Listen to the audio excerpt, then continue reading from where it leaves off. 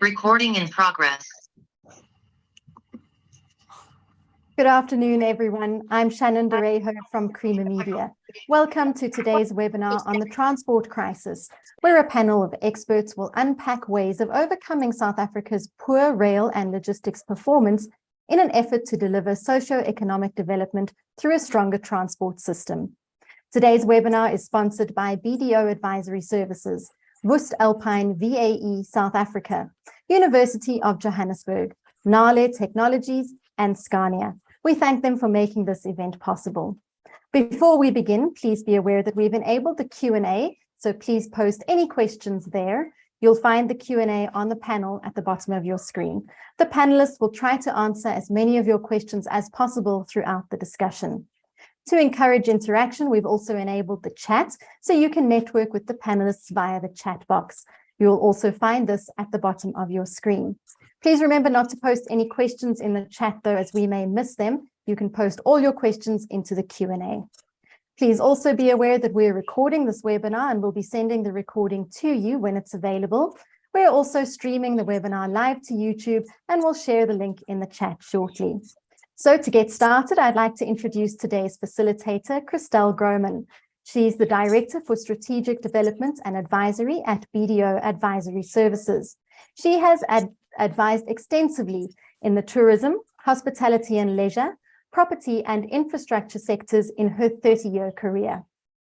Christelle will facilitate the discussion with our panel, which includes Rudy Dix, who's the head of the Project Management Office in the Private Office of the South African President, Pulane Tshabalala Kingston, CEO of voestalpine VAE South Africa, Dr. Juanita Maree, CEO of the Southern Africa Association of Freight Forwarders, and Henk Langenhoven, Chief Economist at Minerals Council South Africa. Just a quick note to advise, however, that Mr. Dix may join the session a little later than planned as he is attending a cabinet meeting.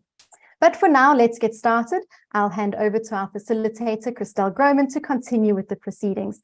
Over to you, Christelle. Thank you, Shannon, and welcome everybody, and welcome also to this very strong panel. I must say I'm a little bit, there's no pressure here.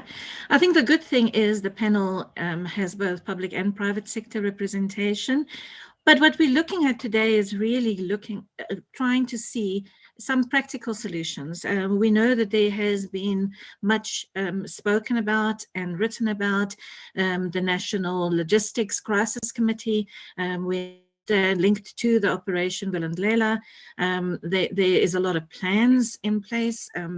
Where exactly we are with those plans, we hope to speak to Mr. Dix about when he joins us, and maybe Rudi can give us a little bit more clarity on that. But maybe let's just start from a practical point of view from the private sector parties that is in the meeting with us, and just find out, because in reality, Henk is our economist. I understand, and also from the minerals industry, but in reality, transport is not about transport. It is not just about the fact of build it and they will come, or build it and they will use. We are talking here about moving markets, and the end of it, it's essentially about the economy. And about the communities that need to live from these economies. So if we get it wrong in the transport industry, then it affects every single person's livelihood in this country. Henk, what would you say to that? Absolutely, Christelle. I think what a few people realize is that the South African economy is actually a very open trade economy. We depend for 60% of our GDP generation on imports and exports, and a massive proportion, 95% of that, is actually trade in products, goods, which all have to be transported. I think the second important statement to make is that we're actually a landlocked country. Most of the economic activities in Gauteng, and most of mining, if I can add that, is actually further away.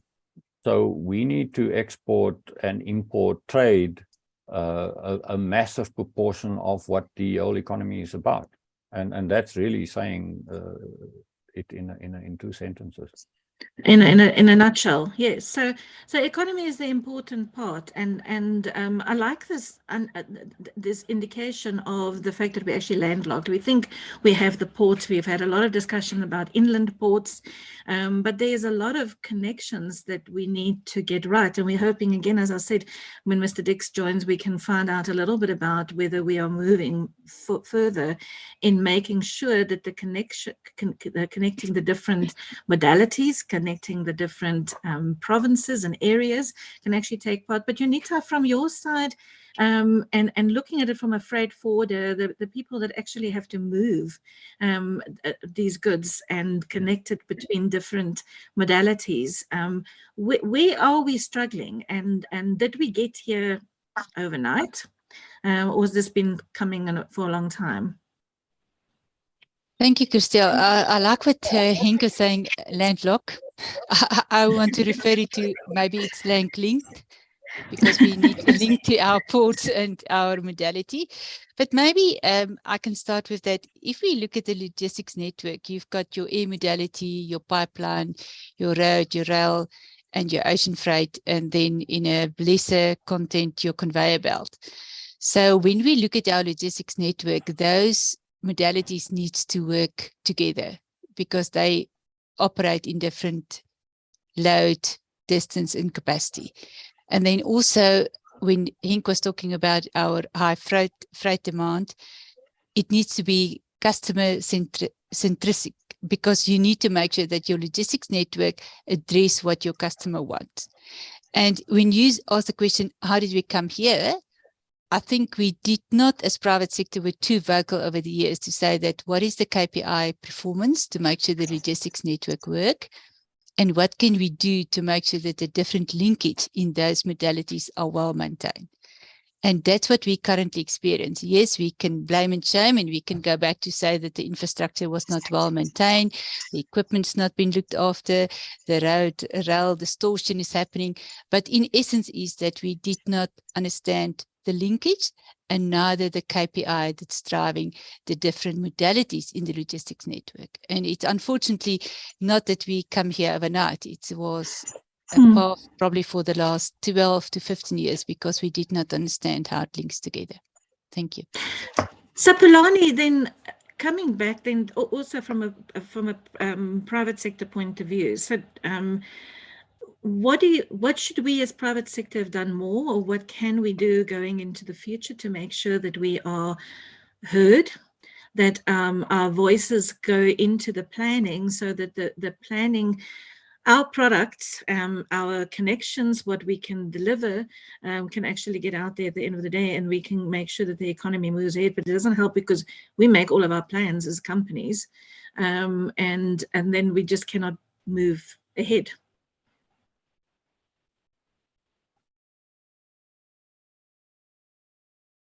Pulane, hi, for you. There we are. Thank you. I was saying, certainly from a rail perspective, I think planning is absolutely critical in terms of ensuring that we are able to service the rail industry as effectively as we should.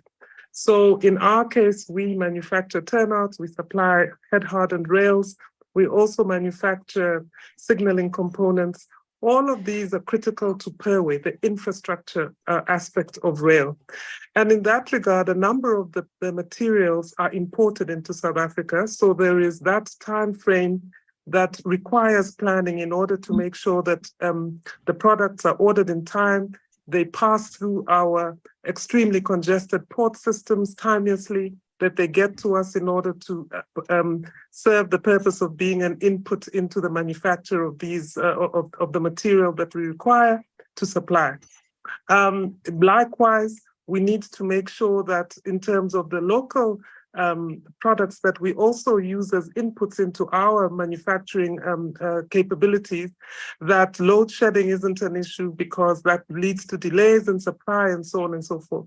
So across the entire value chain, from my perspective, resolving the issues of power, resolving the issues of logistics, because even from the perspective of us manufacturing materials, the biggest challenge we in fact have is that of Transnet or PRASA sending a sufficient number of wagons or arranging other modes of transportation to come to our facility to collect the manufactured goods for them to take them to site for installation. So I would say there's the issue of wagons that needs to be resolved urgently. There is the issue which ties into the issue of the logistics to the final sites. There is also the issue of the ports, not only in terms of the congestion of ports, but we require rails in order for us to manufacture turnouts. What has recently happened in South Africa is that the port of Port Elizabeth, which accepted the imports or accepted long rails, 16-meter long rails, which were imported from Austria in the main, is no longer accepting rails. So query how it is that we're going to overhaul our entire rail infrastructure network, the 9 billion rand that is being spoken about as being essential, or that has been requested of Transnet, or that has been raised by the executives at Transnet as the funding that they require in order for them to start dealing with the critical works that are required to restore this network. And for me, the third thing, which is possibly the most important, is the following. There has been significant conversation around, in the rail space at least, there has been significant conversation around operations, around the long-standing locomotives, etc., but very little intentional conversations around and planning around what to do with the network infrastructure itself. There is absolutely no way that we will achieve the operational efficiencies that we require for so long as the infrastructure network is in the condition that it is at this point in time. So the one is basically not keeping up with the other. I mean, this is what I'm hearing. So it's a linkage issue. It is the different planning stages that is not necessarily linking up. Henk, Juanita, and from yourself, Pulane, and I'm not sure if Mr. Dix has joined us yet. Nope, I don't see him yet. But let me ask you this. So we always say there's not enough investment. And then when we speak to investors, investors say, no, we will invest if there's good enough projects. So bring the projects to us. So is it an issue in respect of there's not projects? Are they not consistent enough projects? Or we haven't been, so this is now a different pipeline. I'm not talking project pipeline, not physical pipeline, but do we not have the right projects at the right time? People confused, so they don't really know how they're supposed to interact and come and invest. So where are we? So let me start with you, Pulane, because you're talking about the rail infrastructure, and I'm sure you must be investing, and you must have companies that want to contribute and build and manufacture these products, and they want to know. So what's the pipeline? Pulane, when must we be ready? We've been ready for many, many years to contribute to the upgrade and maintenance of the rail network. I think one of the critical issues that we tend to shy away from speaking about is the capacity of the respective customers' supply chain capabilities. I think there is a significant logjam there, in the sense that my sense is that there are too many people, which leads to conflicting or slow decision-making. A number of tenders or RFPs or bidding documents are cancelled. The lead time completely flouts Transnet's policies. They're meant to make decisions within 60 days. The decision to award us the turnouts tender, for instance, took almost a year to complete. Now, when you think about the fact that Transnet had not placed an order for the manufacture and supply of turnouts since approximately 2016.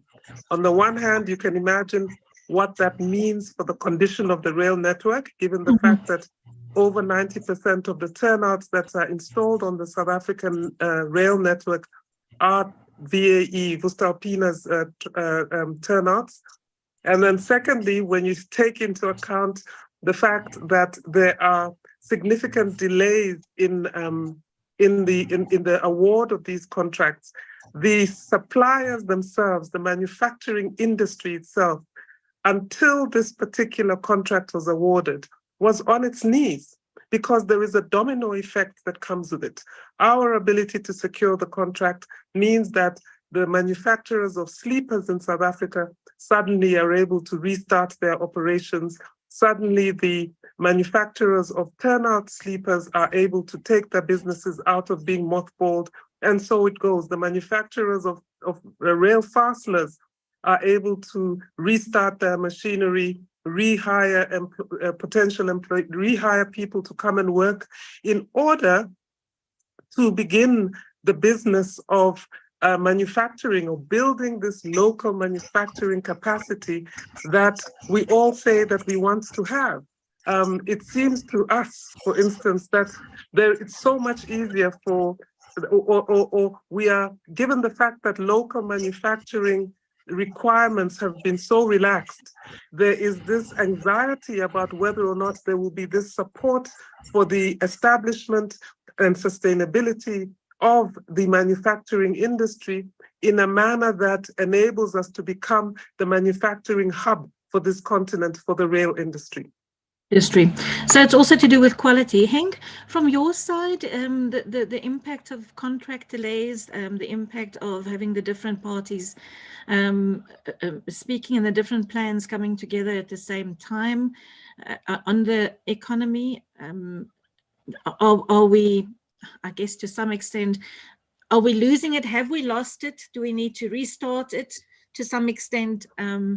Just to get things to plan come out at the same time so that we can have the consistent interest. And also, as you're the economist, I'd like you to maybe talk a little bit about the cost of this. If these, as Pulane says, these contracts have been delayed for such a long time, with the Rand weakening our position in respect of being able to go out and borrow money, weakening, it's costing us more. Is this now all in the costing us as the South African taxpayer far more than it should have? Now, look, I think if I have to sum up what Pulane is saying, it is really about the size of the market for these products that are going into the rail network, and for that matter into the ports.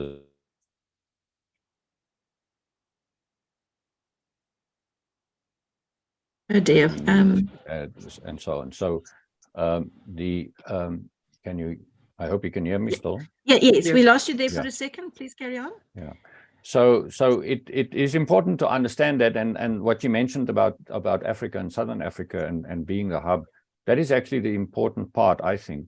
It has been a perennial problem in the South African economy that our market is too small to create the scale that you need to be able to compete with other suppliers from the rest of the world. So that is a very important issue.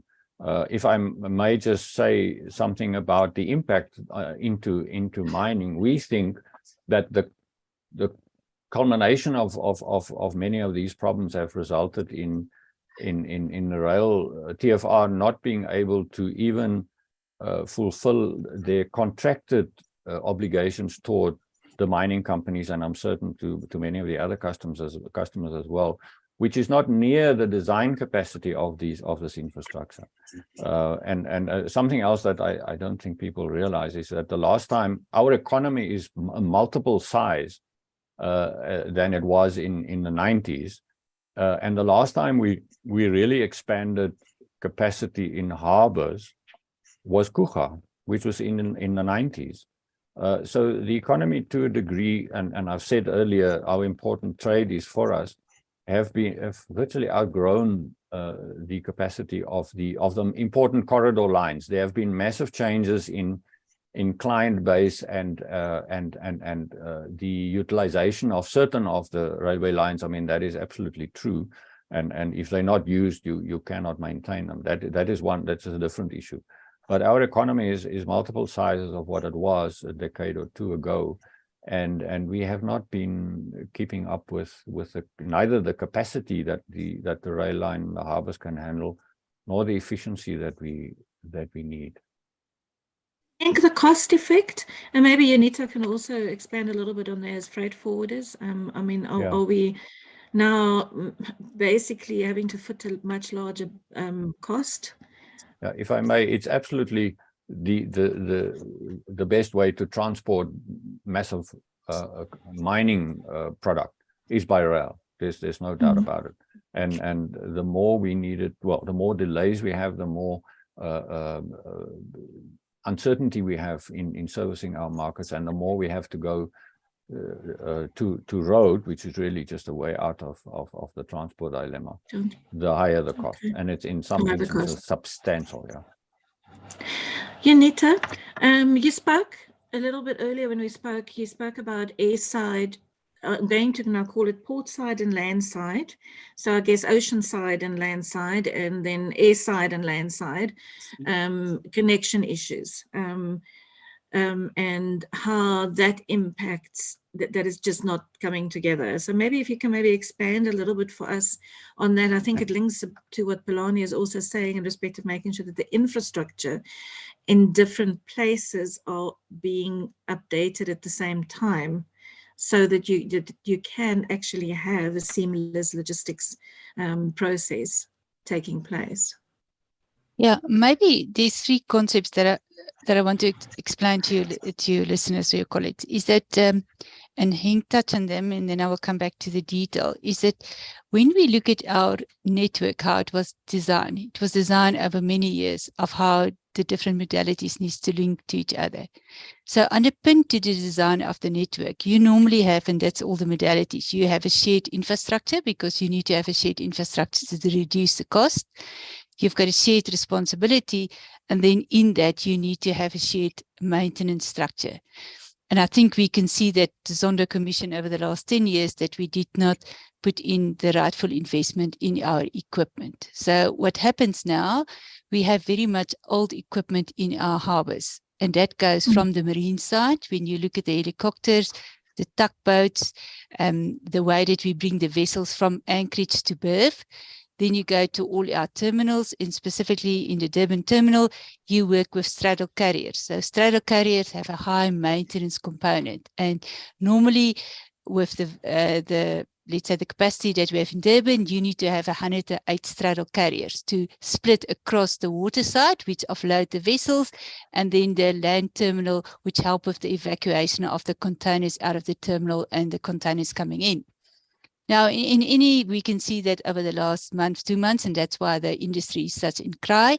They start the morning with about 70 straddle carriers, and as the day continues, round about in the afternoon, you've got 50. So that means it cannot handle the volume, because we work with an old fleet. And similar, if we go to Durban now, to Cape Town, it's the RTGs. It's similar. We need to have 50 there. We start with a good day in the morning, maybe with 20, and as they work, they cannot handle the pace, and then you go down to 15. So what happened? The volume cannot move, and then you've got the trucks that's standing out, and we don't turn that. So all what we say now, the most critical issues is now we need to unlock investment to help us with the port equipment, that we can upgrade the port equipment. Because we can do, and we can say, and we can talk about it, but unless we put in the investment and we upgrade our port equipment to help them to handle those volume throughput, we upgrade our workshops, we get the right spares to help them quickly to look at the equipment, because we all know now we've got old equipment.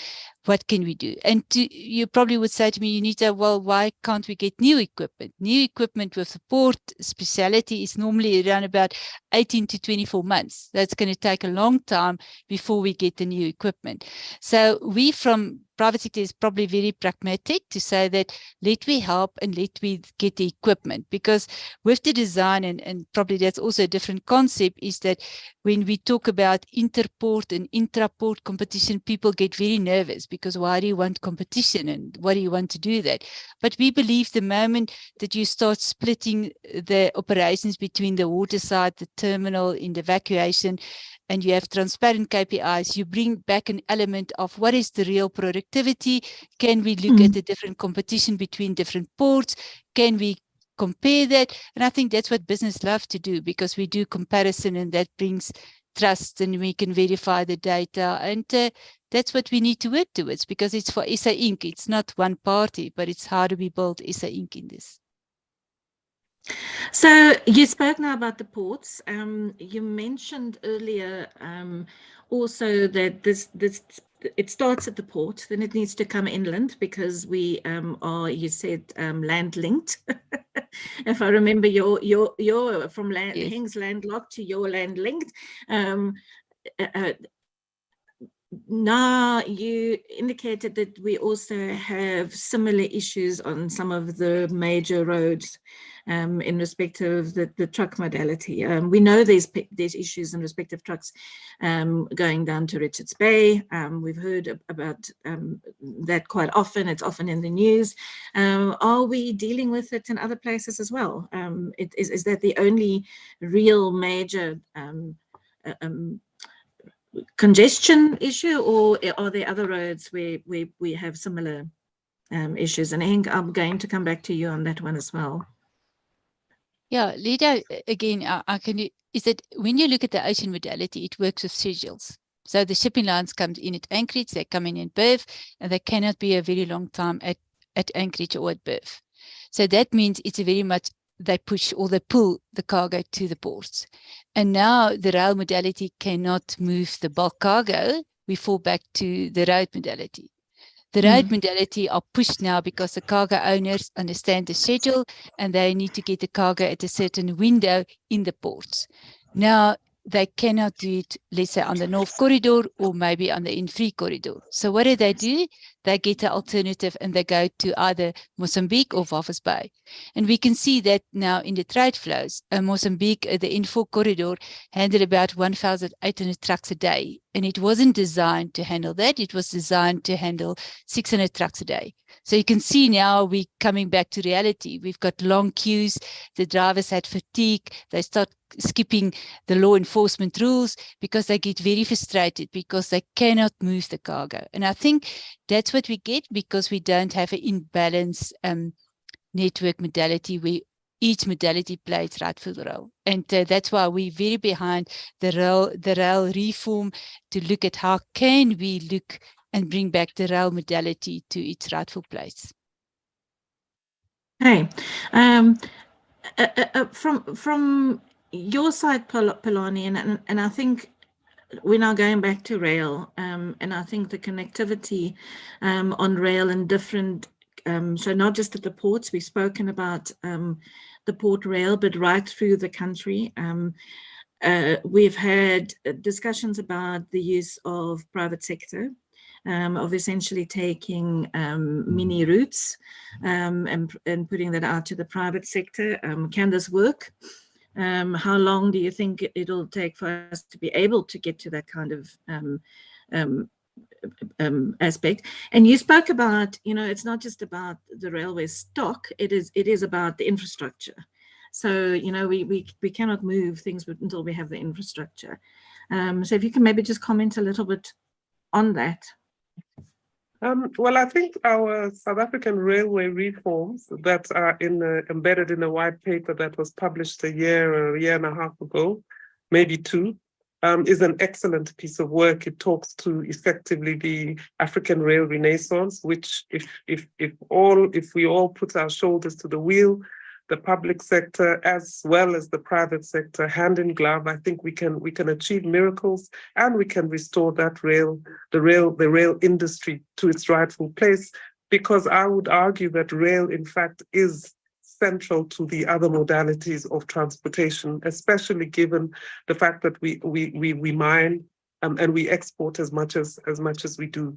Now, the two observations I'd make, or two comments I'd make, are that with respect to private sector participation, the reforms in fact provide for a third-party access, which effectively allows for third-party operators to start operating on the line. A lot of work has gone into that from a government point of view.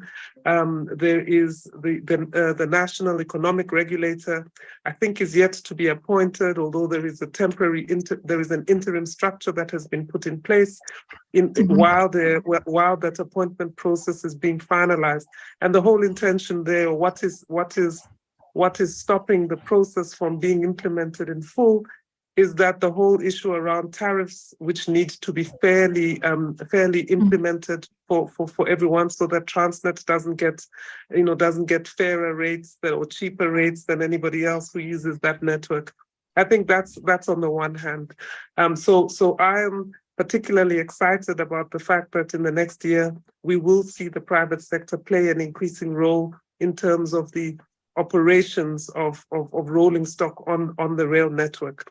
It still leaves that huge question mark around what we do with respect to the upgrade and maintenance of the infrastructure itself. The other part, the second observation for me is the fact that we need to start working far closer as between the private sector and the public sector in starting to realize these opportunities. So one of the things that Transnet has done is that they have put out some RFPs, certainly with respect to the NATCO line, so that the private sector gets, I think it's a 20 to 30 year concession, in terms of which it is responsible for the upgrade and maintenance of that line from an infrastructural point of view, but that they also get to operate that line. So I think we're going to start seeing more and more of these concession type structures that enable us to actually begin to grow our economy in a meaningful way. Fantastic. Thanks, Pulane. So Rudy Dix has joined us. So Rudy, we've been having a nice private sector chat here, and now we're waiting for you to come in and answer. I'm quite excited listening to what everyone is saying, and I'm really sorry, Christelle, for joining later. I did explain to Shannon. No problem. No problem. We could carry along. Of a very important meeting. Thanks. Anyway. But yes. It's actually at a very good point that you're joining now, because we sort of like spoken about the fact that there's different modalities, that there are a lot of requirements that at this stage, we're sitting at a point of there's so much that needs to be done. The question is what comes first. How do we achieve all of this? In the end, it is about the economy. Yeah. And it is not about these different aspects. I think Juanita calls it SA Inc. So we're looking at SA Inc. and its people. So maybe, Rudy, if you can maybe just talk to us a little bit about the National Logistics Crisis Council. I mean, whenever you hear the word crisis, you think, oh, okay, we know we were in trouble, but is it so bad? But yes, it obviously is if it needs a crisis council. The linkages between the NLCC, obviously Operation Vulindlela, looking at the crisis council around power and electricity, because it doesn't necessarily all just come on its own. Logistics needs that also to move. But what is going to come first? I mean, is that part of what the NLCC is doing? Absolutely. Yeah. And maybe Christelle, sorry, I thought you had finished. My apologies. No, I'm done. So if I would say what is the most important thing right now, right? I mean, I think it's all that I got the last part of Pulane and a little bit of Juanita. But I think if it is that one says, what is it that we need to do right now? And in the freight logistics roadmap, and I know some of you have seen copies of it because it had unfortunately leaked, it is to improve the operational performance of Transnet. That is the most fundamental thing right now. We need to get the volumes up. We need to address some of the inefficiency in the system. We need to get the procurement right. We need to ensure we get the spare parts and maintenance. We need to ensure that we get that rolling stock onto the lines. But that doesn't put it in a sequential order, I would say, right? So for me, I think Pulane's point about, a whole set of other reforms separating infrastructure and operations, both in port and rail, are also fundamental.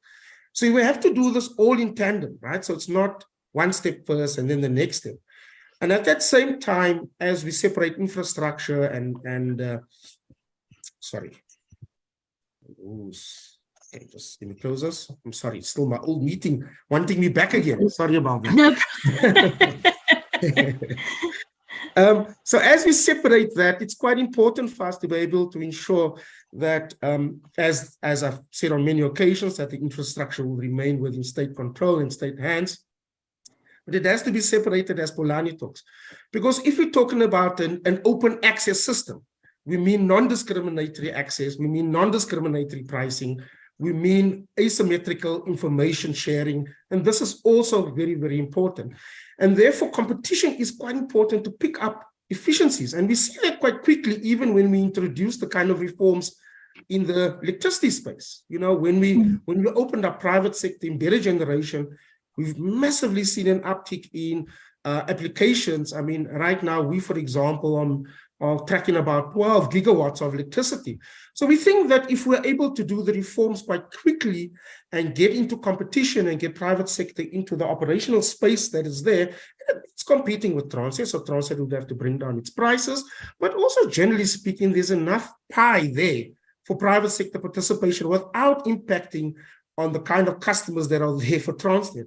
And I think this is the really what I think is going to be important. So your second part of the question would be, I mean, yes, you're right. I mean, it is a crisis. We've accepted that. And I think it's important that where we have fundamentally sectors that impact on growth, and the two biggest constraints on growth, the first, which is the most important, is energy. You can't do anything without energy. Right. And therefore, of course, when the president announced the Energy Action Plan during the course of last year, we set up the National Energy Crisis Committee. I think we made an immense amount of progress. And I say that with a bit of caution, right? Because people say, what sort of progress? We still have load shedding. But I think it's important for us to be able to see that the direction that we've taken, the interventions that we've made, are not necessarily immediate. They come into effect when we took decisions last year, for example, around private sector embedded generation. Those decisions are going to be affected as more of private generation comes onto stream and they're able to ease on the grid. The interventions of getting private sector support for Kusile, for example, and having both those units coming 2 months earlier than expected is quite important. Yeah. So NLCC, precisely on the same form, we have to accept it's a crisis. We have to work with the private sector. We have to get interventions going. And for us, there are two areas that I think are fundamental that the NLCC will look at. Broadly speaking, it's the immediate turnaround on operational performance that is required and the long-term reform that is required for both rail and ports. And that's important in creating a competitive space. Okay, so we're looking at therefore, Pulane, I do see your hand is up as well, and I do also just want to say to everybody that is the participants that I do see your questions. I'm going to come to them now as well. So we're looking at essentially creating competitions in operations and in infrastructure and maintenance. So it's going to be a combination. It's not just in one part. Is that what you're saying? No. Okay. I mean, what you want to do is think of the network, and again, the network is ours, right? I didn't draw the correlation with transmission. It's the same. So the actual infrastructure, the rail lines, the overhead cables, the non-movable assets, those should remain in government control. And what we need to do, of course, is create a separate entity, because you can't have Transnet being the referee and the player. And I think that's Pulane's point earlier on. So you can't have Transnet. So for example, in establishing the infrastructure manager for rail, in our roadmap, we argue quite clearly that it should not be in TFR. So even as it moves from being a division to a subsidiary, and then of course fully outside of Transnet to create a genuine competition within the space, we've already recommended to the board and Transnet that the infrastructure manager that is intended to be established by the end of October should be a division in Transnet, not in TFR. So it creates that bit of space between TFR and itself, right? And that's quite important. The next phase is creating a subsidiary. The next phase, years later, would be independent. What we want to see is competition in the operation space. So access to branch lines, access to the network, access to the port space, TPT, competing with TPT, for example, if that's the case. And of course, again, if one talks about rolling stock, Pulane, of course, and a company have been quite important players. There are many others that are in the rolling stock space. But certainly looking at it from that kind of point of view, rolling stock is going to become an important part of the reform program. And as we open up the space, more and more private sector companies, small scale, medium scale, who don't have deep pockets to buy 250 million rand train set that is required, for example, with all its wagons and components for maintenance, would have to lease. And so I think this is part of the conversation around how we can set up a partnership between Transnet, who has most of the rolling stock, and the private sector, so that we're able to ensure that rolling stock is not an impediment when there are private players who want to access the line, that they are easily able to access rolling stock, lease it or purchase it, or through other forms of models that are there to be able to access it so they can actually compete. And I think that's really what we're looking at. Separation of infrastructure, operations, infrastructure remains with it. And that's why TNPA, the fundamental reform around TNPA, is so important. Because if you recall, TNPA is now part of its process is, of course, is appointing a new board, a permanent board. And that's the most important step of creating that separation of infrastructure between TNPA and TPT. Again, we'll do the same thing when we launch and we finally set up the infrastructure manager for rail as well.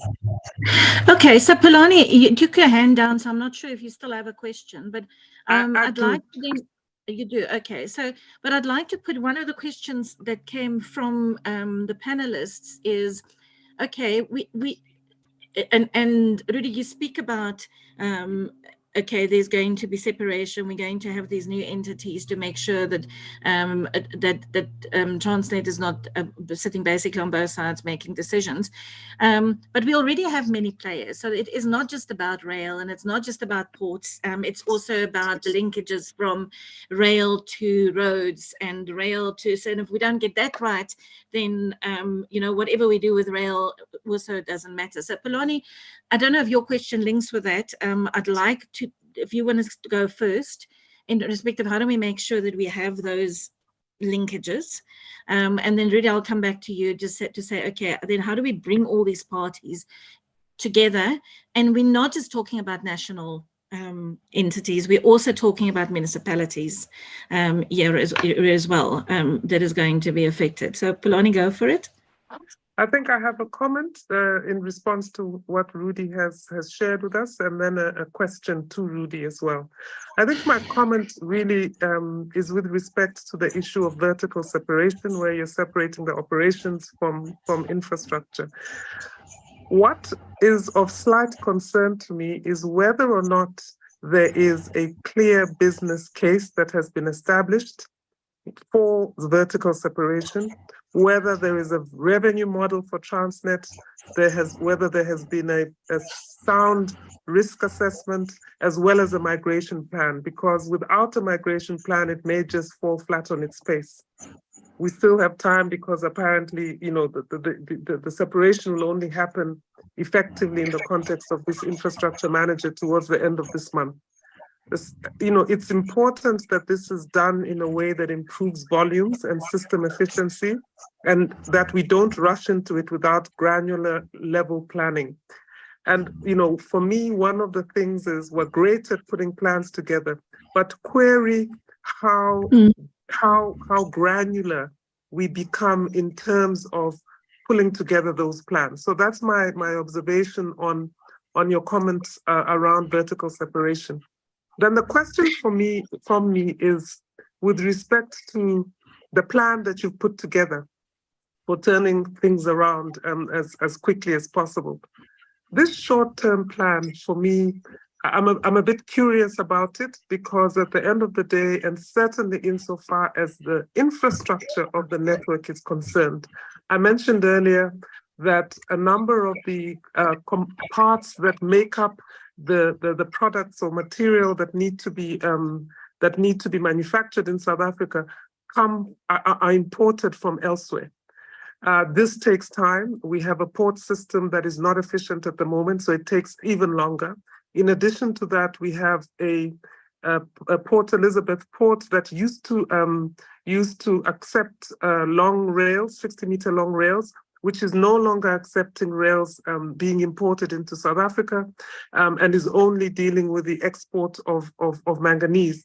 So query in the context of the planning, I'd call it a 6-month action plan, whether these factors have been taken into account and what it is that is going to be done to mitigate them. And possibly most importantly, where is the private sector? Where is the per-way industry in sitting and planning alongside Transnet, alongside the government, in trying to make sure that what we say we want to do, we are actually able to do, because all of the different stakeholders come together with their different strengths and are able to ensure that the outcome is what we envisage.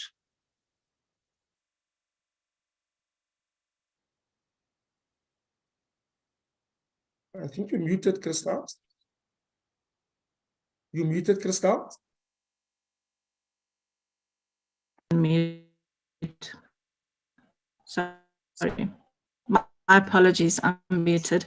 So you've got a very long question, but I think just bringing it down to very clear points is, as said by one of the panelists, is there a plan of who's going to do what by when? And I think therefore Pulane's question of, is it being brought to granular basis?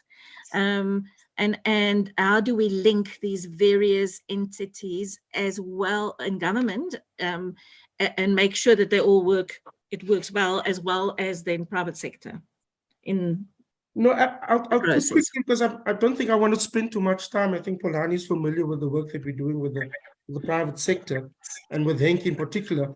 But Pulane, on your first comments, yes, I think there's a significant amount of work that has been done since last year in Transnet on the separation process and ensuring that we deal with a whole set of others, debt risk, governance issues around shareholder, issues around transfer of staff, issues around making sure that there's a continuous providing the services, and issues around funding.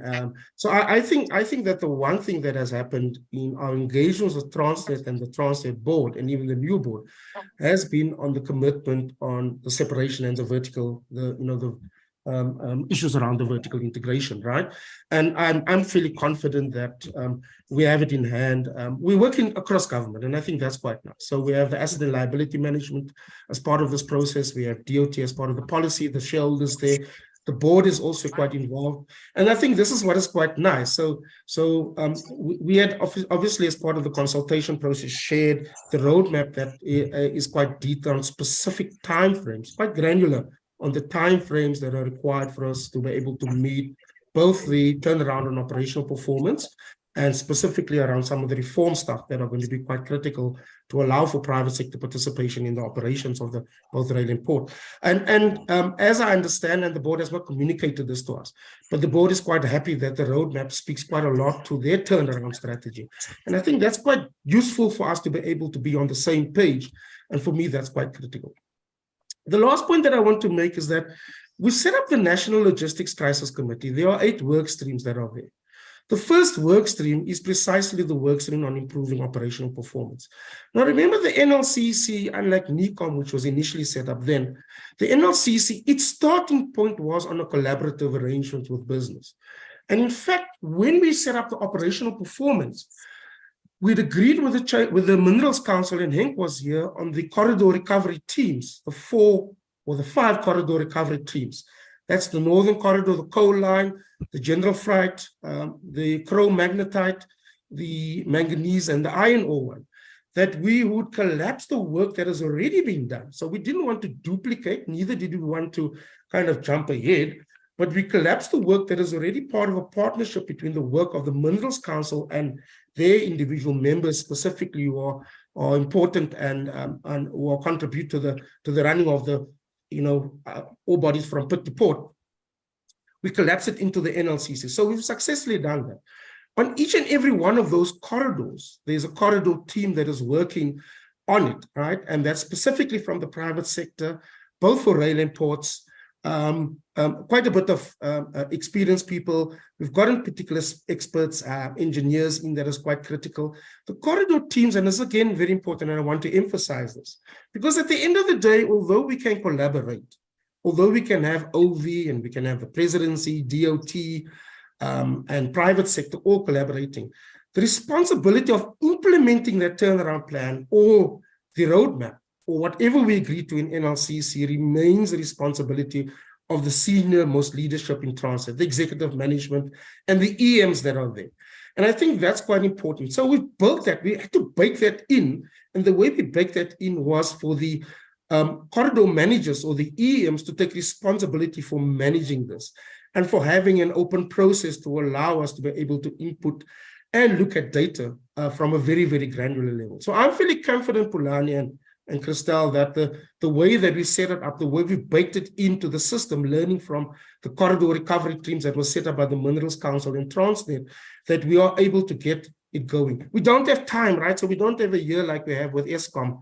A year is about getting the volumes up, getting the functions of the lines up, making sure that we address some of the maintenance issues, making sure that we address cable theft, making sure that we deal with spare parts that are going to be quite critical, spare parts like batteries, for example, signaling systems that would have to be invested in and done. So this is quite critical, and I'm quite confident that the team from B4SA, Business for South Africa, has brought in quite an adequate set of skill sets and expertise to be able to help us to support Transnet eventually to be able to implement this at the end of the day.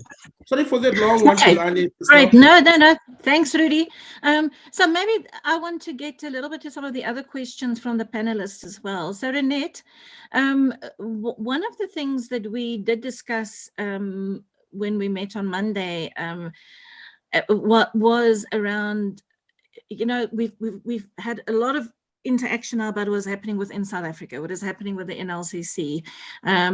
But obviously, a lot of what we link to is the rest of Africa, both from our road system and other transport systems, and whether we're using the trade possibilities well enough in respect of the Africa Trade Agreement.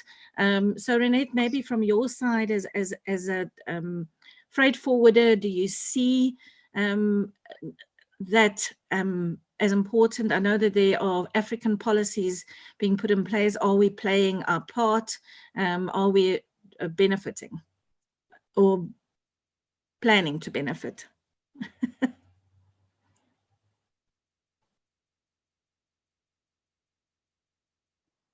Sorry, Renette. Can I go, or do you want Renette to go? I think she's muted. Oh, sorry, not Renette. My apology, Juanita. Okay, that's fine. It's fine. My apologies. No, that's fine. I just want to come. Let's say if we look at the Africa Free Continental Trade Area, is that we as South Africa definitely want to play in that, because I think we're part of the continent and we want to make sure that we can open export and import opportunities.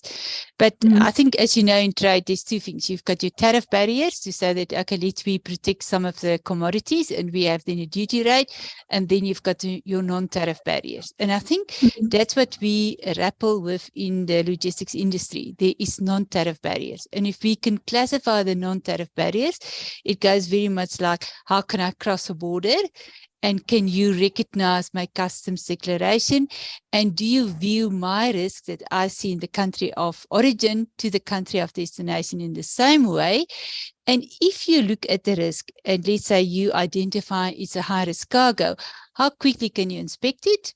How quickly can you give me a message, and how quickly it can flow back to say that this cargo is good and it can move?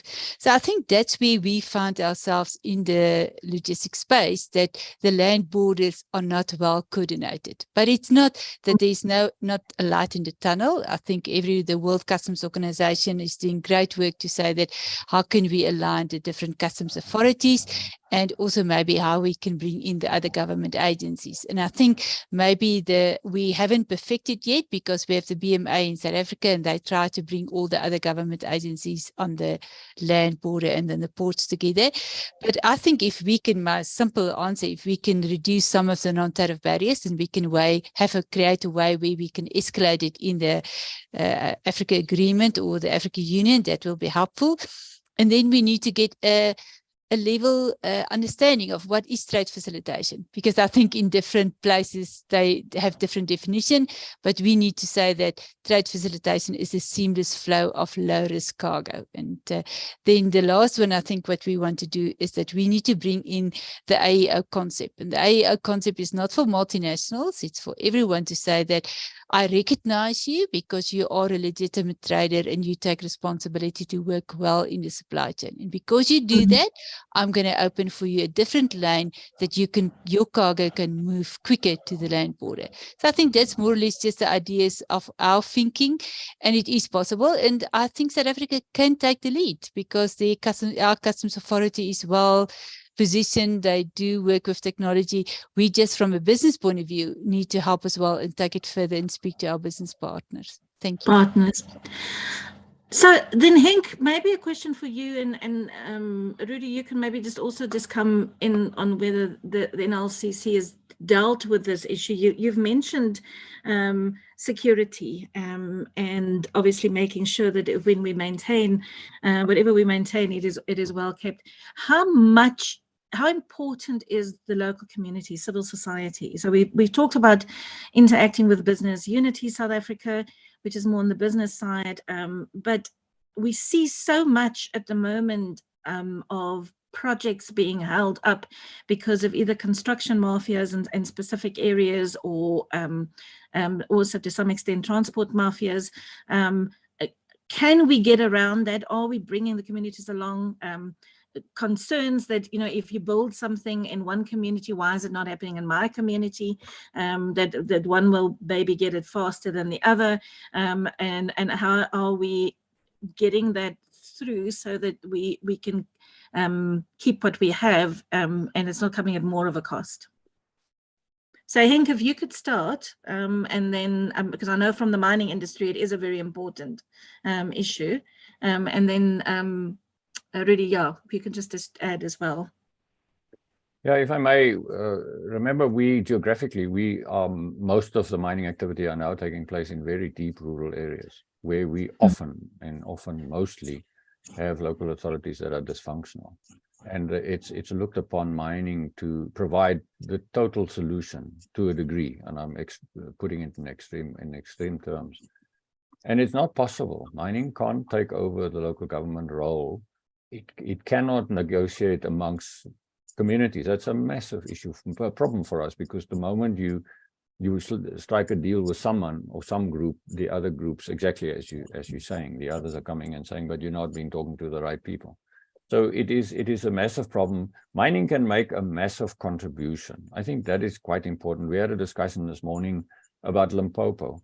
The mining wage bill is something like 30% of Limpopo's wage bill that are going to people. In other words, the buying power in that area. And our argument is, as we provide employment, we are saying, please rectify the problems in the local authorities, because the buying power will stay in your area if that's the case. They won't travel to Witbank or to Polokwane or to Pretoria or Johannesburg. They will buy in the area, and everything will the circulation of money in specific areas will make a huge contribution.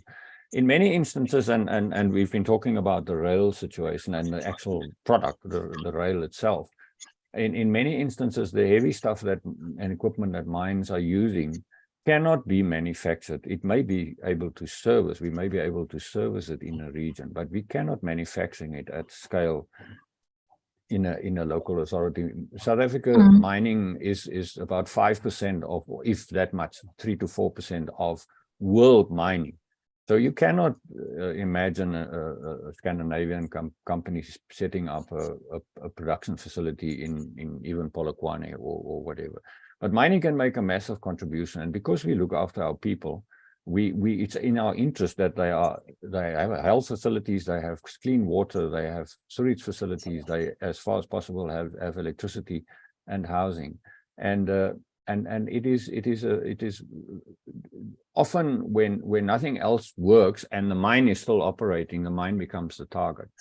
It is of great concern, and just recently in the Northern Cape we have been cornered to a degree by local business forums and communities, and the mines basically don't have, apart from their own security, can actually resolve that. We need the cooperation and do cooperate with local authorities. So it is important. We of course are always between two extremes. On the one hand, the local cost, of which uncertainty and this sort of unrest is also a part, and then what's happening with commodity prices. And at the moment, that is of great concern. If that margins are squeezed, then the mining becomes non-profitable. So we are in a sea of poverty often. Are making a contribution, but we can't solve the problem. The problem. We need the cooperation. Yeah. Thanks, Henk. So I guess, Rudy, it comes back to my question in respect of, is there does community as a whole, civil society, I know we can't speak to every single community, but are we bringing them on with us so that we don't create expectations, which then becomes that leads to frustrations, that then leads to issues of that could have been left behind. Yeah. The sabotaging, and then also just, we're talking about moving from transport, from road transport back to rail. Is it possible? Have we not gone too far? Or are we saying, listen, we're not talking about current, but we're talking about additional product that we're trying to generate and create, so that we have less of a fight about it, but more of a creating of a bigger pie. Go for it, Rudy. But let's separate. I like the way that you and Henk have spoken about it, but let's separate, because there's a general challenge on copper cable theft and infrastructure theft, right? And that's syndicated. So those are organized criminal gangs, right, who are doing that. And I think part of the work that we're doing, and it's quite interesting, because I saw on both the NECOM and the NLCC, they still copper cable theft, whether it's Eskom or whether it's Transnet, or whether it's one of Henk's members' mines, right? They just do that. And therefore you need to have that coordinated approach across the JCPS cluster, the Justice Prevention Cluster. But I think what we've emphasized in this collaboration is that we need a partnership with the private sector, right? That's absolutely. So what's quite nice, we brought together to deal with the syndications, and I think you've seen some of the smashing of some of these syndications. Coal, for example. I think we're slowly getting into the nub of trying to deal with some of the investigations around the organized copper cable theft, particularly for Transnet. We know where the hotspots are. So that's quite important for us. But your part is what you're saying around communities and communities' frustration around infrastructure being invested and they're not getting jobs. I think that's part of an ongoing strategy. We know this thing around 30% payments and many of the others. I think the distinguishing factor is that there's genuine community issues that we need to address. And part of the strategy is to bring communities on board, and we need to play a leading role.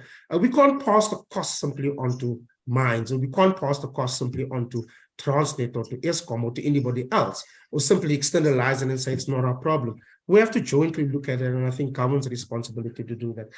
I don't think we're too far on Juanita will tell you about the massive security problem that we're having precisely on the roads, because you see the shift from road to road, right? And yes. So you have massive targeting on logistics, on freight logistics on the road. At the border posts, on the N3, as you can see, colleagues, this is organized. And so I don't think we pass it. Again, it's a cost factor, as Henk says, you know. And if we reduce the overall efficiency through logistics, and if rail becomes much more cheaper, which we hope is going to happen quite soon, you'll see bulk commodities, and they have to, man, because they're destroying. I mean, this is the unintended consequences, right? You know, this is the externalization of the cost that road networks are damaged and destroyed. They have to come back on rail, and we have to find a way to do that. So I don't think it's gone too far. I certainly think there's a lot of what is on road that can still come on. I suppose as many of some of the agri guys are going to say, no, we're going to continue being on road. And it depends again on the efficiency of the rail system and cost, right? And who pays for that cost? Absolutely. Okay, so let's just talk to, I think one of the questions that was also brought on by a panelist is, so what about municipalities? Are they being, so you talked, Rudy, about the importance, and I think Henk is indicating you need municipal involvement. Juanita has done that as well in respect of municipal involvement in respect of some of the aspects. So how much are we involving then municipalities in this entire process? Do we need to involve them more? Do they have the capacity to be able to play, or are they just so busy at the moment? We do know that obviously some of them are also the power providers, etc. At the end of the day, so and there's water provision and there's other basic infrastructure that has to come from them. So it is important. So yes, so from a municipal point of view, are we playing with them? I think we have to. I don't think we're doing good enough.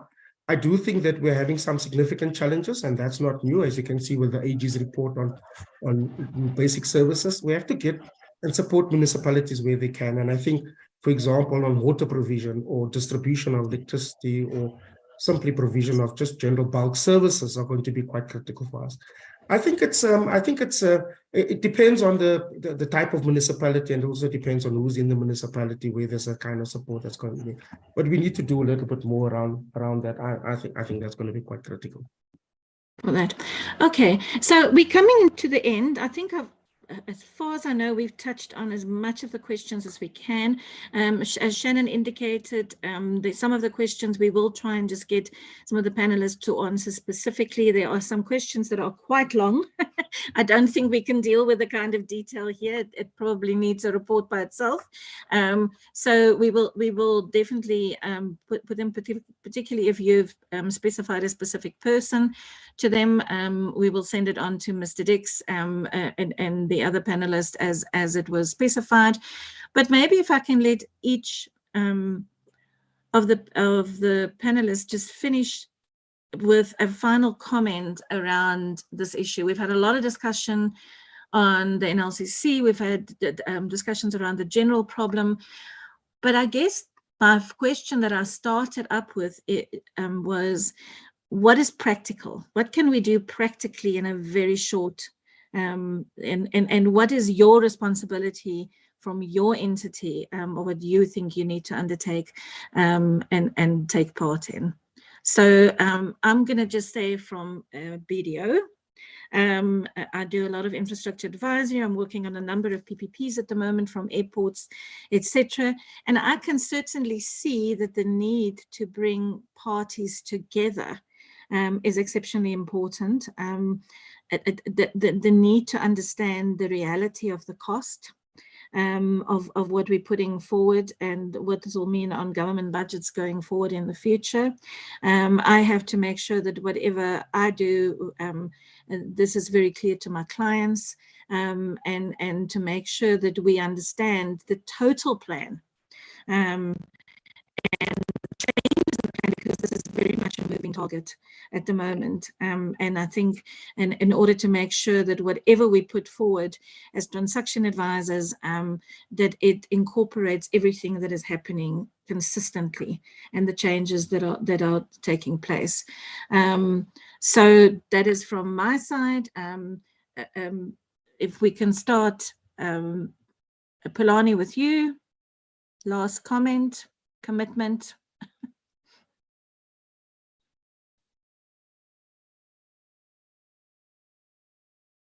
Pulane, you're on mute.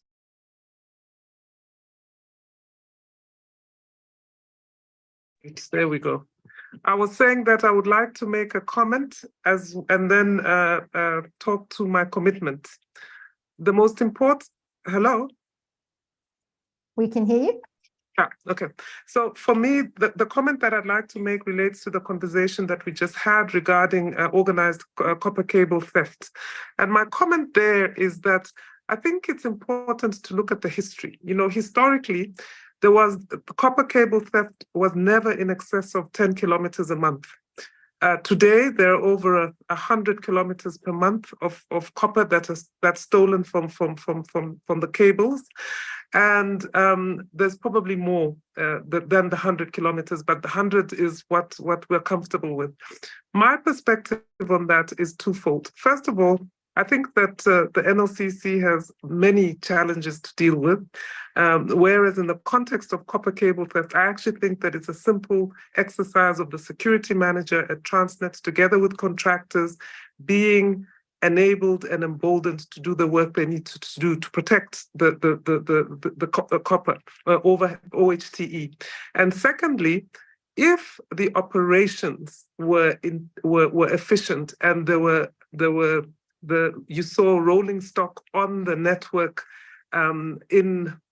multiplied relative to what it is today, I think that we'd see less copper cable theft. In other words, copper cable theft is a global phenomenon, but a combination of a lack of proper security and a lack of movement on the rail network is what causes it to increase.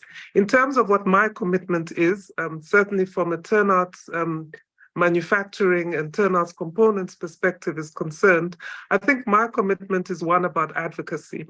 In the context of turnouts, ordinarily, if properly maintained, a turnout should last you in excess of 25 years. In Austria, turnouts last well in excess of 25 to 27 years. In Egypt, turnouts last approximately 7 years. That's a function of a lack of maintenance. And in South Africa, turnouts last on that network for between 2 and 5 years.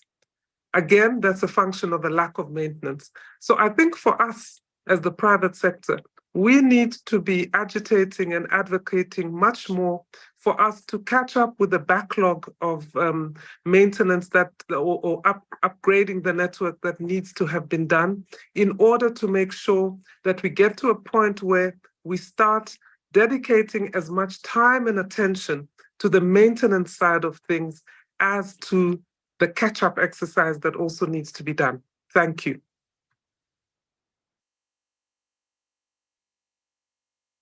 Now, Christelle, apologies. Thank you, Juanita. Okay, thank you. I've time to write down my 5 points that I want to articulate. So I think the first thing that we want to do is definitely get an awareness and understanding amongst our colleagues in terms of the linkage and the different modalities. So that's what we will continue doing. Then also we want to learn to mature in the dialogue between private sector and government, because government, when we engage with Transnet or the colleagues, they feel very defensive if we address certain things.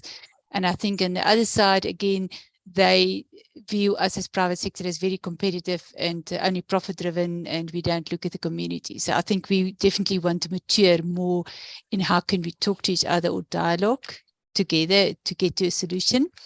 Then the chambers we have done, and we look at that because we think the Durban Chamber, Kubega Chamber, and the Cape Town Chamber with the Lowveld Chamber are very important in our corridors, and we have a dedicated effort that we want to link with them.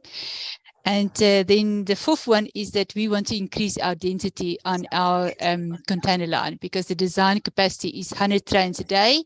And currently, if we're lucky, we run 3 trains. So we believe if we improve the density on the container line, the cable theft will reduce, because the more trains you run on that line, you will actually reduce the theft. And the last one is that we want to drive excellence in our logistics network. And that might be different concept for different people, but I think if we align in excellence and we work for SA Inc. and we put our personal agendas a bit on the back burner or a bit behind us, I think we can achieve as a nation incredible results. And we're looking forward to good reforms. Thank you. Amazing for 5 points. Thanks, Juanita. Henk? Yeah, I mean, we are looking forward to what has now been put on the table, and it's given impetus to what the Minerals Council and our members have been really finding for the last 2-3 years, that we had this massive opportunity to earn foreign exchange for the country and of course for the companies and for our people, and we missed some of that. So I don't think people realize the fundamental shifts, Rudy, that is on the table and now, which will have the effect. I just want to say that Juanita, to a degree, talks about the top of the pyramid where they do the linkages between us as cargo owners, who are really at the bottom. If you imagine a cone, we are the cargo owners at the bottom, and there are thousands of us, and they are the facilitators in the middle. And there's a lot of appreciation for, and what I've learned from the whole broad supply chain knowledge of how these systems fit together. I don't think, well, me anyway, realized how important it's literally like a pipeline, and if that pipeline is blocked anywhere, then the system doesn't work. So good luck to all of us. I think it's an interesting time. Thanks, Henk. Rudy, finally yourself. Thanks, Christelle. I've got short. I'm just saying, I think Henk's point here is quite important. I'm quite happy to see, because I can't say impressed unless we start seeing those changes, right? And the impact felt. But I'm quite impressed that both between government, private sector, and even other social partners have been able to collaborate and work together, and specifically problem solving. That's the nicest thing, right? I mean, granularity about problem solving, this issue, that issue, but still having a medium to long-term vision about what needs to happen as we fix those problems along the way. So I'm quite excited about that. No, the roadmap is not for public consumption. You'll get it when we tell you it's for public consumption. But for those who have it, I'm sure they managed to find it. And I think, Pulane, don't laugh. I'm happy to share. But I think the feedback that we've received so far from an engagement both with business, and we'll be engaging with Labour on Friday also, has been quite positive around the approach that we've taken for implementation of the roadmap. And I do think that that's where it's important to get an alignment between ourselves in government, to get an alignment with Transnet, and to get an alignment with business. That's a recipe for massive positivity and for us to be able to fix the crisis that we support. Fantastic. Thank you, everybody. Thank you to the panelists. And Shannon, I'm handing back to yourself. Thanks so much, Christelle. That brings us to the end of the webinar. I'd like to thank our facilitator, Christelle Grohmann, for enabling a robust and engaging discussion. I certainly learned a lot in this one. Thank you also to our panelists, Rudy Dix from the Project Management Office in the Private Office of the South African President, Pulane Tshabalala Kingston from voestalpine VAE South Africa, Dr. Juanita Maree from the Southern Africa Association of Freight Forwarders, and Henk Langenhoven from Minerals Council South Africa.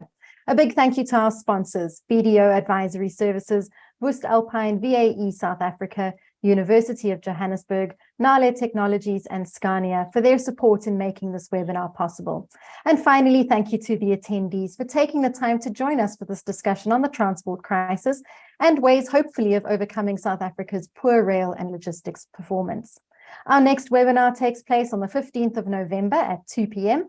and will focus on ESG in mining, where a panel will unpack the ESG environment in South Africa. I'll share the link soon. The recording of today's webinar will be sent to you in due course, and if you have any additional questions, please be in touch. You can reach us at shannon@creamermedia.co.za. Thank you everyone for your time, and goodbye.